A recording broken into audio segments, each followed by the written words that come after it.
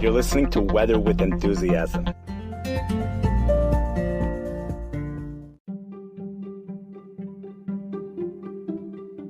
It is Thursday evening, September 7th, and we have now entered the part of the year where the atmosphere responds drastically to the decrease of solar insolation.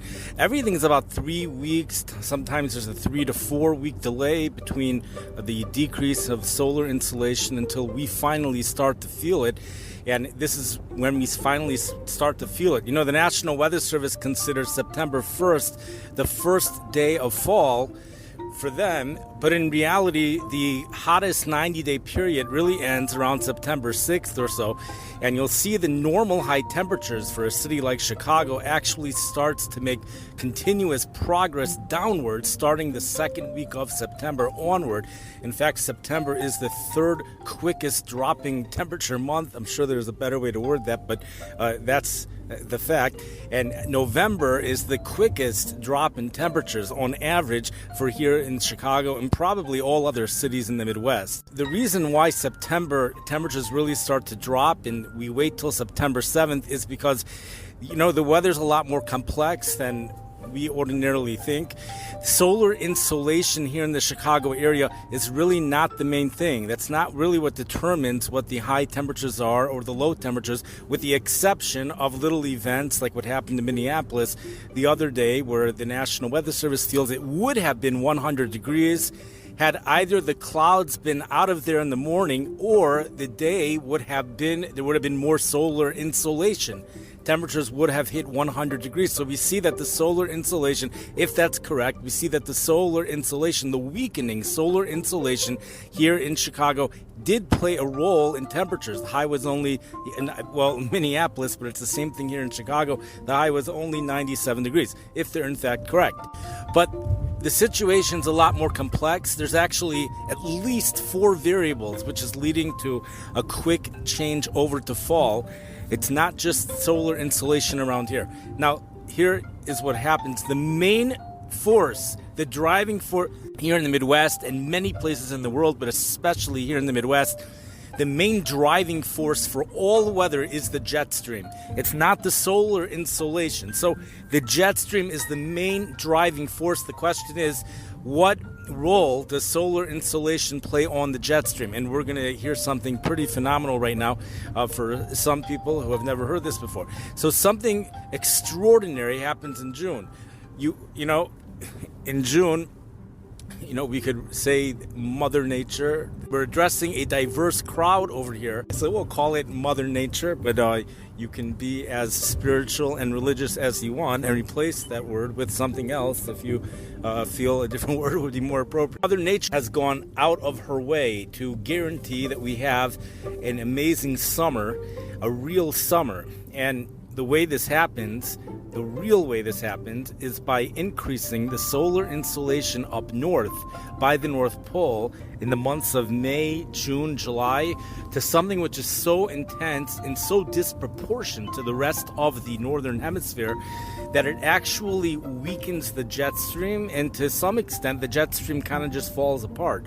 So we get these heat domes that just become stationary and stuff like that. So, and even up north, the temperatures become extremely warm. We have heat domes even up north. That's all due to this, the solar insolation, all in all, kind of averages out. It becomes more intense up north. That combined with the fact that just the atmosphere in general is much warmer down south. So we have decreased solar insolation in the south. The days are shorter down south. So, but that, everything all said and all, the jet stream, which gets its energy from contrast in temperatures, that jet stream weakens tremendously because that contrast in temperatures pretty much disappears. There's very little contrast in temperatures. But there's 2 things that change when you go into the month of end of July, in August already. August, you have one thing that changes. By August, I looked into this about a year ago, maybe it was 2 years ago, and by August, the solar insolation graph goes back into normal territory. The further north you go, the lower the solar insolation is. So by August already, we start to see more of a contrast in temperatures between northern areas and southern areas. We start to see it. However, even up north, if you compare tropical sunshine, let's say we give the definition, how much solar insolation is necessary for it to be considered tropical. So what I did a year or two ago was I looked at how much solar insolation occurs in Honolulu, Hawaii on December 21st. Honolulu, Hawaii is almost on the Tropic of Cancer. It's about as north as you can get, almost as far north as you can get, but still remain within the tropics. So, and that's the day the sun is the weakest out of the whole year. So I figured any day in which the North Pole or the Arctic area has solar insolation, which is at least on par with Honolulu, Hawaii for December 21st, we can call that tropical sunshine. So the North Pole, the Arctic area, does not lose tropical sunshine status until the very end of August. So by the very end of August, we reach a new milestone in that the sun is now much weaker. It's probably down to only 40. Well, let's not give an angle yet, although it's probably easy to figure out. By September 21st, it becomes much easier to figure out, but it's going to become very mathematical and everyone's going to tune out and turn this whole thing off. So we'll leave that if you haven't done it already. So leaving that part out. But, so you have up north, they lose the status of tropical sunshine, and in a certain way, they all, practically speaking, they kind of lose that status already in the beginning of August, unless there's no clouds at all. Up north, the way the solar insolation accumulates is when the sun is shining for a very large part of the day. Whereas in Honolulu, Hawaii, all you need is to have cloud-free, clear skies for 11 hours out of the day on December 21st, and you've got it. Up north, you need close to 24 hours of continuous sunshine. So in a certain way, you can assume they've already lost that status by the end of July. Okay, then by September 21st, we reach another milestone in that the sun sets for 6 months in certain places up north. So the temperatures really start to drop. Once those temperatures start to drop up north, we start to get that contrast in temperatures, and the jet stream becomes really intense. It really becomes intense, and the jet stream starts to play it becomes a major variable in our weather once again. So the jet stream, which really was pretty weak over the summer and kind of just left things alone, it let the sun heat things up, and it just left things alone. The cold fronts from up north kind of just died down. That is returning. So the decrease in solar insolation, what that does is it produces a heat dome, which would have produced 100-degree heat. It's only going to produce 97-degree heat. So it's really very minor stuff. The fact that the sun is weaker. It's the fact that the sun is weaker all the way up north, and the fact that it's no longer disproportionate. Now everything is in order. You have, as the further north you go, the weaker the solar insolation is. So that further increases the contrast in temperatures. And then once you get September 21st and it becomes night up there, so then the temperatures just continuously fall. And I think in the beginning of December, the entire Arctic is all night. So that's when you get the final, that's a new milestone, when you get to the beginning of December. And things generally take about 3 weeks before we feel the effect from each and every milestone. So we clearly are in a different season. We actually not only saw that immediately after that 100-degree day here in Chicago, we had a fall air mass. And if people didn't think that was a fall air mass, certainly the second air mass that hit that week was a fall air mass.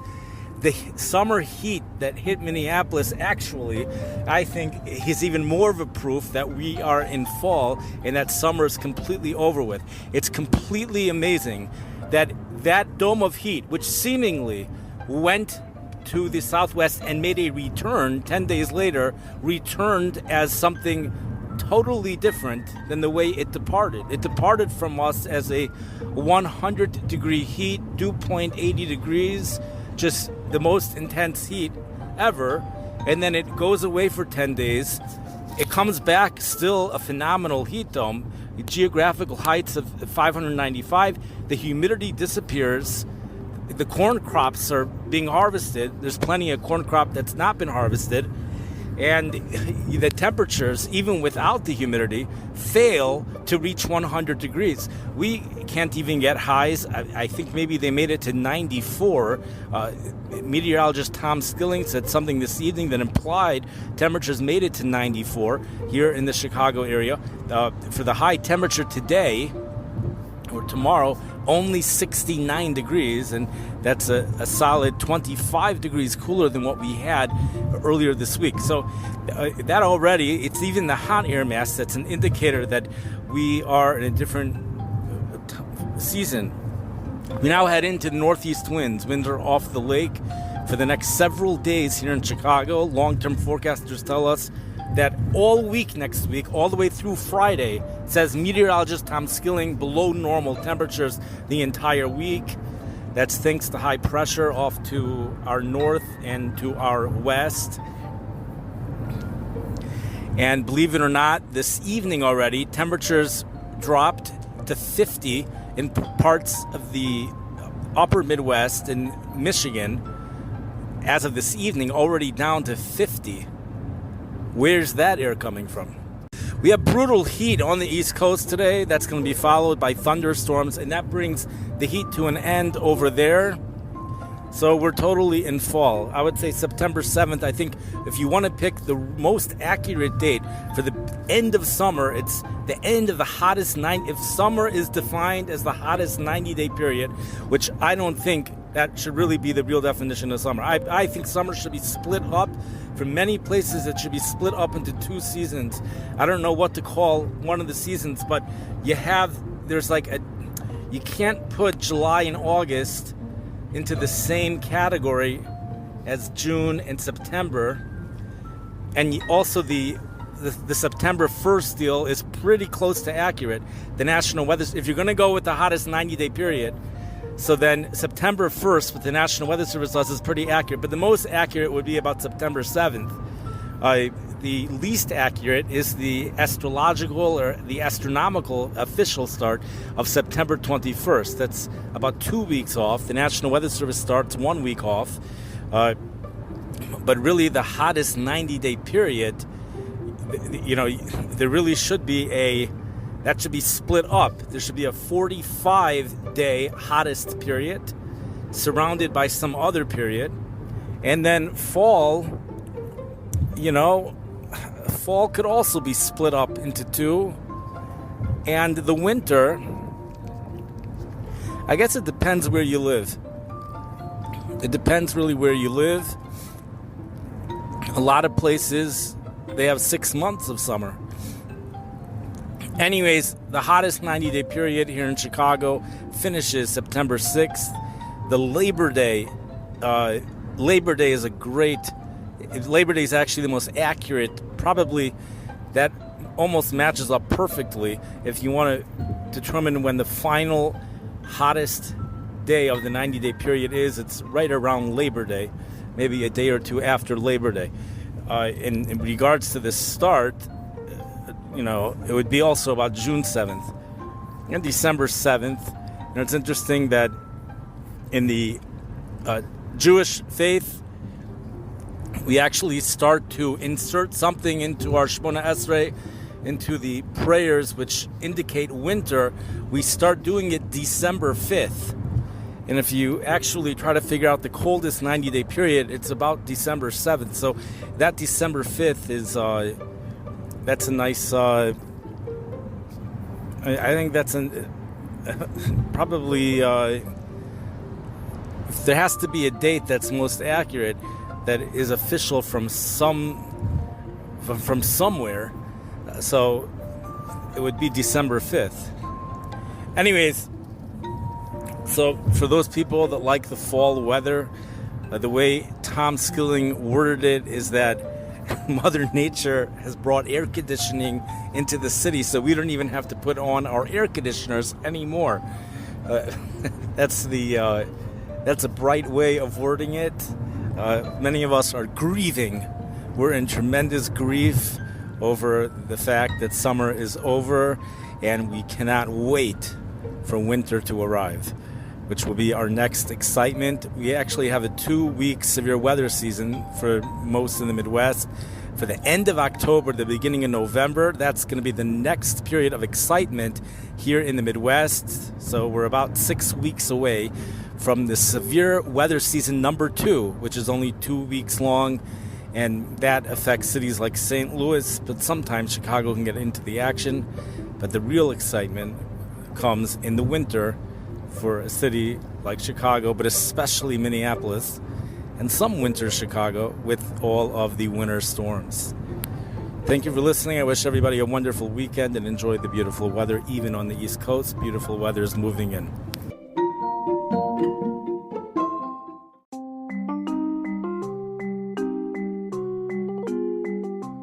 You've been listening to Weather with Enthusiasm.